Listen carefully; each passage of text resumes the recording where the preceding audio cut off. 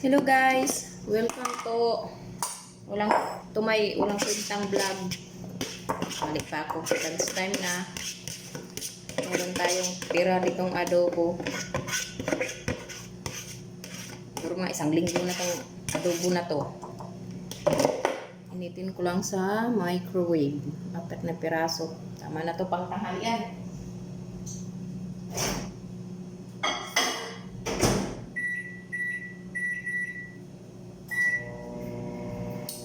Tapos gagawa tayo ng sausawan ng ating adobo. Tararararan.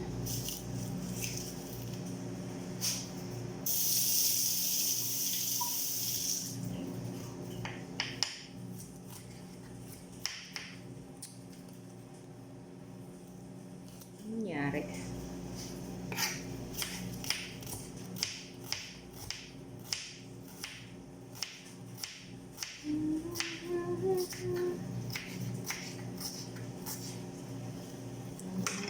Sausawan sa ating adobong nokma, sibuyas at kamatis at luya.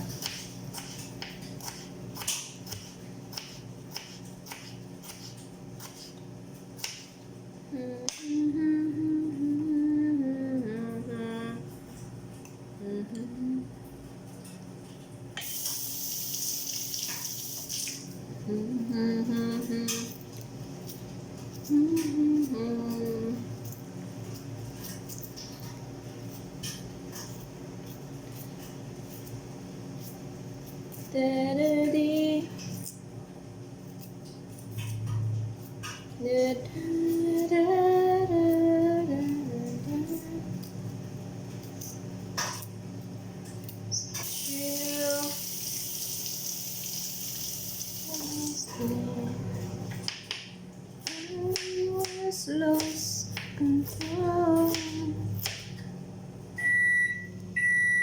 Uy, mainit na yung ating adobo. Mainit na yung ating adobo.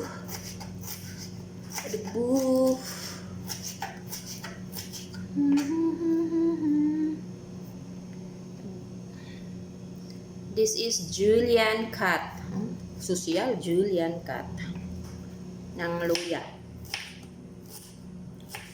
Alam ka pang julienne cut, pangalan ng aking bibilab. Yung bibilab na nasa heaven na.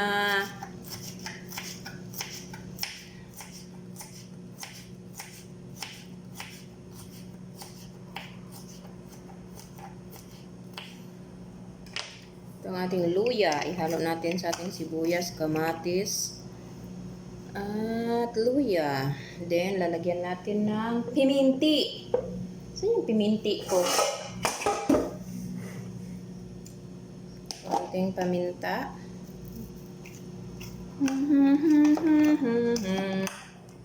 Yan ang ating fresh salad. Fresh from the farm. Fresh from the farm. Video ko lang ko. Practice vlogging yun, day. Yan. Ayan, lalagyan natin ng kaunting suki. As in, suki. Oh my G, wala na akong toyo. Toyo na lang ng utak ko ang ilalagay ko. Pisto, tagaho ang sili ng gangking na ni. Yagi-ag ninyo, ok. Wala na akong sili. Wala ng toyo, wala ng sili. Wala. As in, pordoy. Ang hinday, pordoy. Dahil pag-bili ko rin nito ay gulay.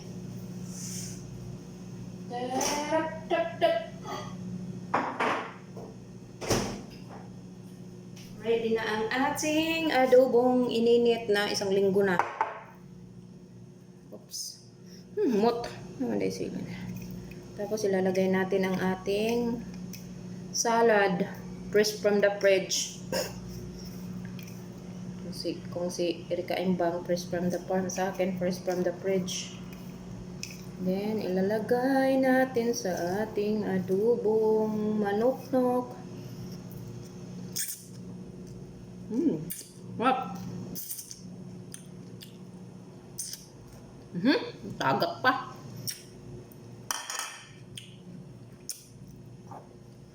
Yummy.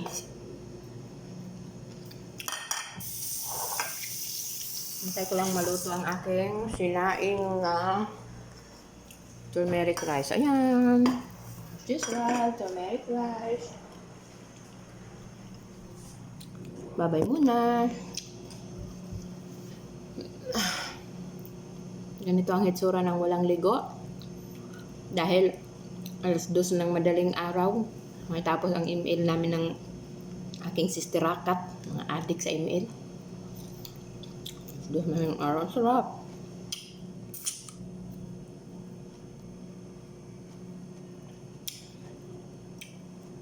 Nagilanlan na ako ang gulay, wala pa yung sinain ko.